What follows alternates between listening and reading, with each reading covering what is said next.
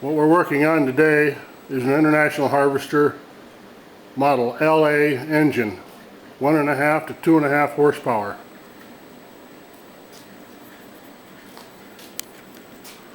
According to Wendell's notebook,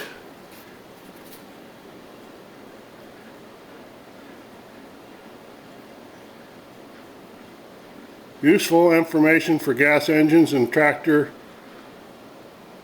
collectors by Charles Wendell.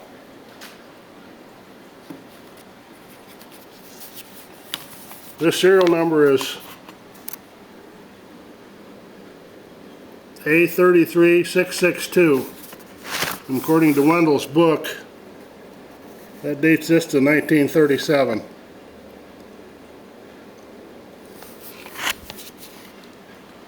I started disassembling this engine to see how many problems it had. Most of the times these engines have a lot of problems, and this one is no exception. Whoever worked on this before used a lot of RTV silicone on the cylinder head gasket, and you can see what a mess that made. They've got gasket material that is oozed into the water jacket, just made a big mess. You don't want to use that RTV silicone on a head gasket. We discovered that problem. The other problem, major problem, was the camshaft was seized in the side cover plate. I've already removed that to see what we need to do to remedy that problem.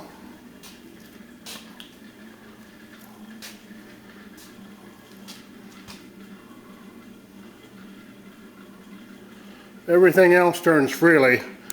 I suspect this engine was ran out of oil because oil is splashed up here, and there's a little trough that it goes in to lubricate the camshaft.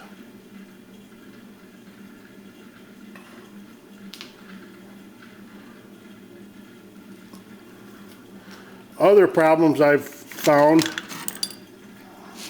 this is what they had for the fuel pickup tube to the mixer.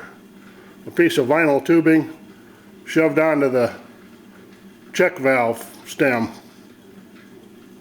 That's not all bad, but I'll correct it where it's the way it's supposed to be.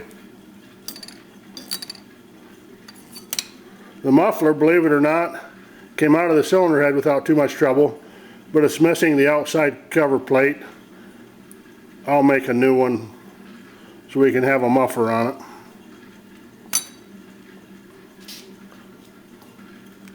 The LA engines were the earlier model.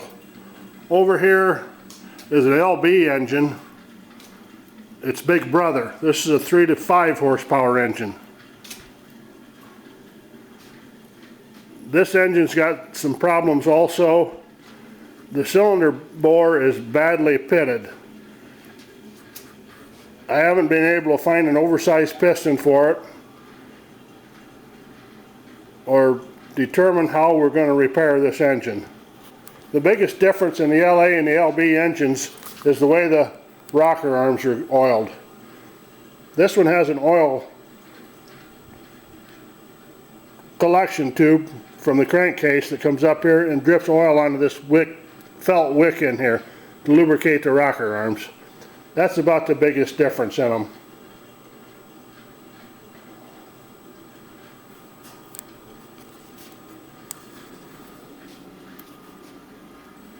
As you can see by looking at the cylinder head, all the silicone and everything that's gotten into the water jacket, and also there was a big wad of this silicone that was on the throttle shaft, and it was glued shut. It wasn't going to work at all.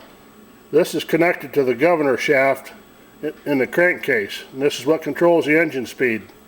This is a throttle governed engine. It's not hit and miss. The throttle and the mixer or cylinder head is located here. There's the throttle shaft there. That controls the speed by allowing more or less air and fuel into the engine.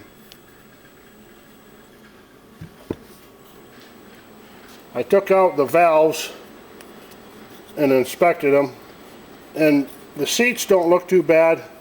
With this exhaust valve, there's not much of it left, so we'll have to make some new valves.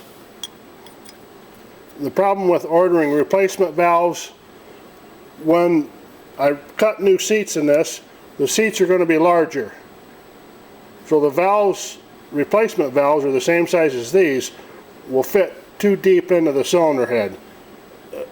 It's best to get oversized valves or to make some new ones. I'll just make new ones. They aren't hard to do. The seats look pretty good, but they'll be reground, and all this silicone will be cleaned out of there. Another problem with this engine, it had no spark from the magneto, international magneto, and when I tore it apart, this is the condenser they had taped inside the cap here, and this condenser, I'm pretty sure, is from a Chevrolet V8 engine. I replaced many of these years ago when Chevrolet had points and condensers for the ignition system, and I can remember one screw here, and it set on two little pins inside the distributor. But this is for a battery ignition Chevrolet car. Well, I replaced it with the correct condenser. I cleaned up. The breaker points were under this cover.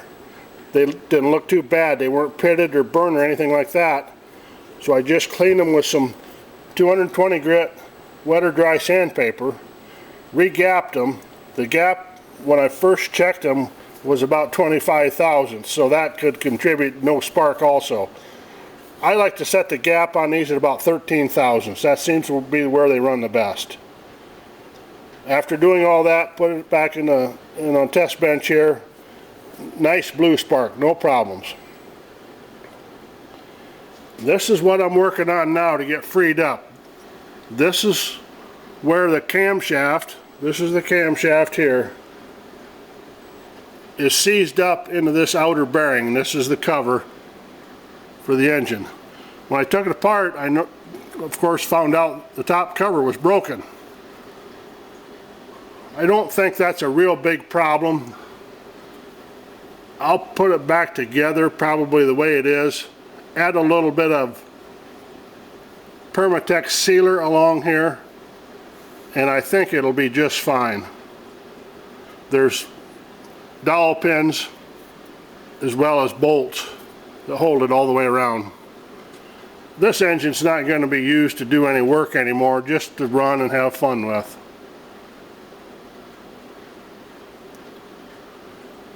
This is the end of part 1.